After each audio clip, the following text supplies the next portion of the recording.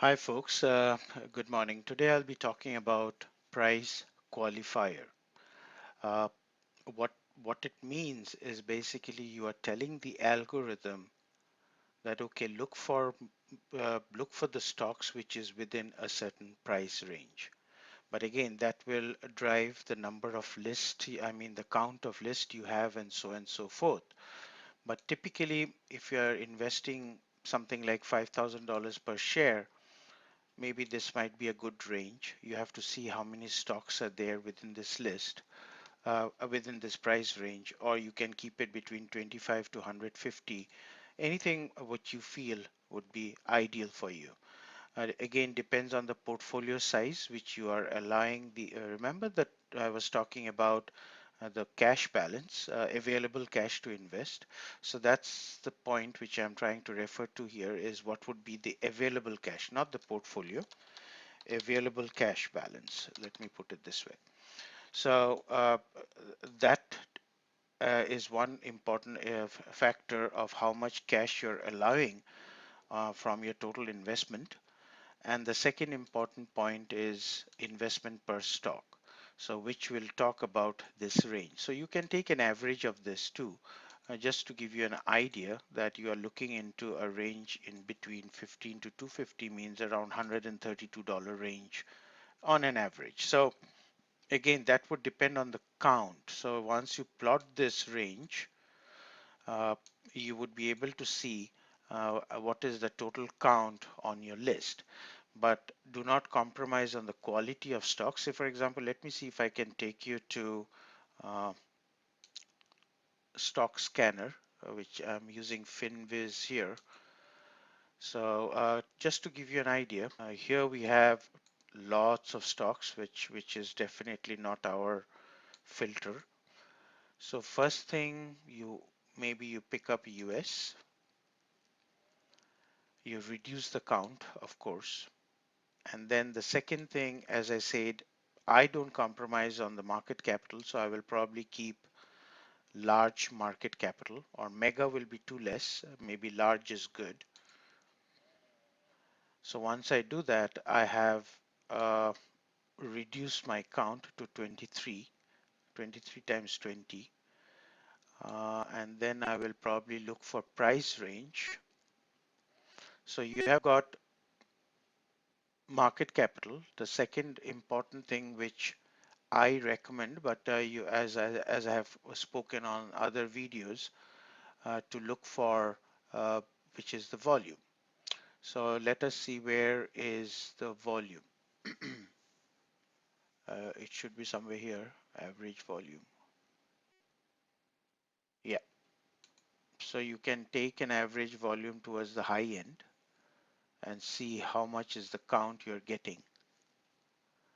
And then you can see that you still have like 18 pages, 18 times 20.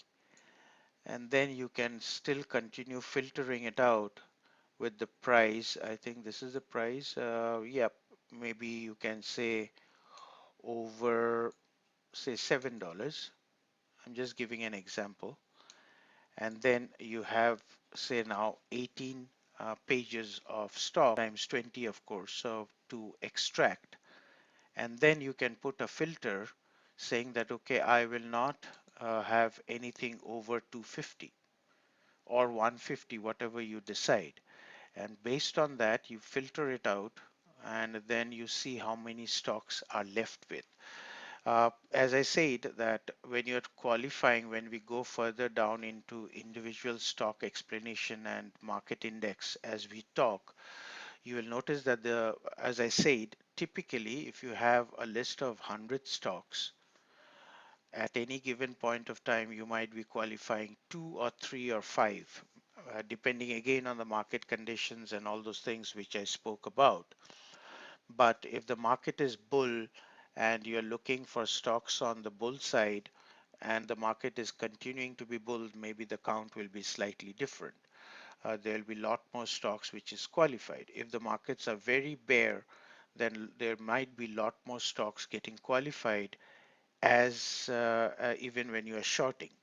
So the qualification criteria will depend on the market, but your list has to be sufficient in count in order to have opportunities, because you cannot compromise on the opportunities, because that's the whole idea of quantitative trading, where you are finding the opportunities from the market as well as from the individual stocks every 60 seconds as an example. So ideally, yes, 60-second is the best option, but you can go maybe 2 minutes type of a pooling interval. But within a short time, you're trying to find a sweet spot from your list. So make sure that you don't compromise on that, and then take account based on the range with whichever you have. And if need be, if say, assuming you are in between 25 to 150, and you don't get, say, two stocks in your list, as an example, you increase the range from 15 to 250 and see if you're still getting around 250 to 300 stocks on your list. If that's the case, and even if the market conditions are very volatile, it'll still look, the algorithm will still look for the right opportunities from that list which you have. So that list is very important. At the same time, the price range will be dictating that list, as I have just shown you here, that as you reduce the price, the number of count of stocks are reducing. So you're basically putting in a filter. I'll come to how you prepare the list and all those things when we get into that topic later on, depending on how you want to strategize your investment, depending on whether you want to go intraday or swing or long-term trading. But having said that, I will come there later on. But your criteria for filtration would also be depending on the price which you are selecting, and that will reduce the number of stocks based on what you are looking for. So this is a very crucial area which you need to focus on. But having said that, this will impact on two things. One would be your available cash, which we discussed earlier, as how much you are releasing your cash, and the investment per stock. Now, say for example, you have got into pretty good perfection. Your ratio is 8 is to 2 or 9 is to 1 when it comes to win to loss. That's a very high ratio, and that's probably perfection, I would say. A 9 is to 1 is fantastic. So anyway, so having said that, at that point you might release some cash, right? As I said, you start small and then you gradually go bigger and bigger in terms of releasing your cash.